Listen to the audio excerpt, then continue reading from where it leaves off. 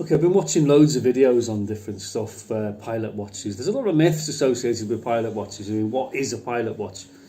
I mean, what's the purpose of a pilot watch? And as a pilot, I have a pilot watch, and it's not anything fancy or James Bondified or anything like that. Pilots don't have watches to look cool, okay? Some do. But the point is this: if you're flying along on a route, you might not necessarily go from the airport you take off from to the airport that you land at, okay, because that'd just be a simple A to B straight line. What normally happens is you have to go around things such as airspace, mountains, whatever, big lake, big piece of water. You think, nope, not going to go straight across that in a single engine, I'm going to go around it. So you have a thing called waypoints. So your first leg is a heading to your first waypoint, and then you'll turn onto your heading for your next waypoint, and these are called legs, okay? Now each leg has a direction on the compass that you're going to steer, to put it basically, and obviously you know what speed you're travelling at, and you need to know how long it's going to take you to get to the waypoint.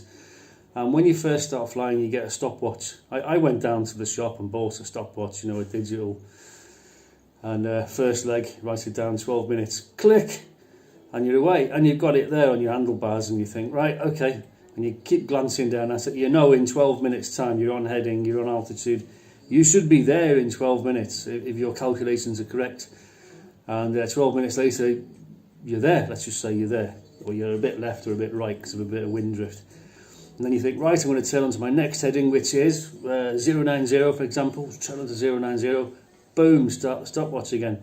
And these are called legs, and you're timing each leg, so you know you've already worked out in your pre-flight planning how far you've got to go and how long it's going to take you to get there. Now, the stopwatch is great, okay? A lot of people use stopwatches. The military use stopwatches, and they have it fixed on the dashboard somewhere, or on the handlebars of the plane or whatever. An appropriate, easy place, and you have it right there. And I left mine in the plane one day, and someone stole it, and I thought, anyway, there's various different ways, and what I found that worked for me the best was the bezel watch. Okay, it doesn't have to be any particular bezel watch, any make, manufacturer. I always thought it was a bit stupid. You know, you get James Bond, for example, and he'd be there with his Amiga, which costs thousands. You know, and he's there having a fight with someone up a crane, a big baddie, and they're leaping about, doing parkour, is it, leaping off buildings and running about, getting into a fight. And of course a watch is only as strong as the split link, isn't it? So can you imagine having a fight with a baddie up a crane? Bing, split link goes, ding, no. So anyway, no, what works for me is a watch with a bezel. It's got black face, because pilot watches, you know, they should be easy to see. So you want one with a black face with white numbers, okay, so you can see the numbers straight away, and you can even see it in the dark, and it's got a nice clear bezel around the outside which goes up to 60.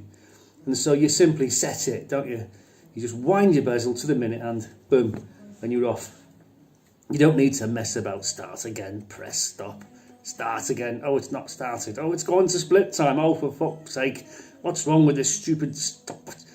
You know, you want something basic that's going to work.